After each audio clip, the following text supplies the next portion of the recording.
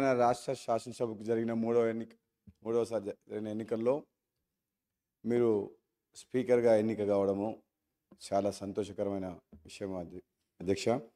నిజంగా చెప్పాలంటే మేము ఈసారి ప్రభుత్వం వచ్చిన తర్వాత మీరు ఒక పొజిషన్లో ఉంటారు అనుకున్నాం. చాలా కష్టపడి పైకి వచ్చిన మీరు అంతకంటే ఇంకా పెద్ద స్థానంలో గౌరవప్రదమైన స్థానం వచ్చేసరికి ఇంకా చాలా ఆనందం కలిగింది. నాకు సంతోషకరమైన వార్త. మేమందరం అనుకునేది మా మధ్యన ఉండి స్నేహితుల్లాగా చాలా దగ్గరగా ఉన్న మీరు స్పీకర్ అధ్యక్ష స్థానంలో కూర్చుంటే చాలా సంతోషంగా అనిపిస్తుంది అధ్యక్ష. ప్రతిపక్ష సభ్యులు అందరూ కూడా మాట్లాడినప్పుడు వాళ్ళకి సమయం ఇవ్వాలని కోరుతున్నప్పుడు గత శాసనసభలో నేను కూడా 3.5 సంవత్సరాలు పనిచేసిన అధ్యక్ష. అప్పుడు సభ్యుల సంఖ్య ప్రమాణంగా తీసుకొని నిమిషానికి లెక్క పెట్టుకుంటూ మాటకు అడుగడుగున మాకు అడ్డంకులు ఉండేది అధ్యక్ష. కానీ అలా చేయమని నేను ఇప్పుడు చెప్పట్లేదు అధ్యక్ష.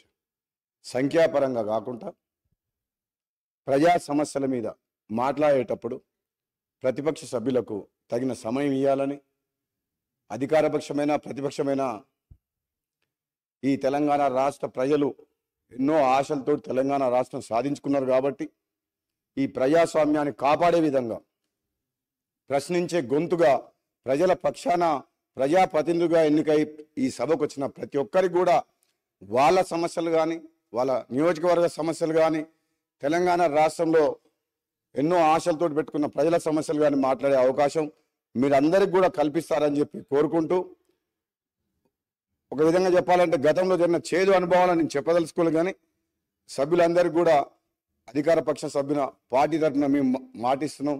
మీరు ఏది మాట్లాడినా ఎప్పుడు మాట్లాడినా మన స్పీకర్ గారి ఆధ్వర్యంలో ఈ సభ సజావుగా సాగేందుకు మా అందరి సహకారం కూడా ఉంటుందని తెలియజేస్తూ మీకు మరొకసారి శుభాకాంక్ష తెలియజేస్తూ దిగ్విజయంగా 5 ఏళ్ల పాటు ఈ పదవిలో ఈ రాష్ట్ర సమస్యల మీద అందరికీ మాట్లాడే అవకాశం ఇస్తారని చెప్పి తెలియజేస్తూ సెలవు తీసుకున్న అధ్యక్ష. Thank you.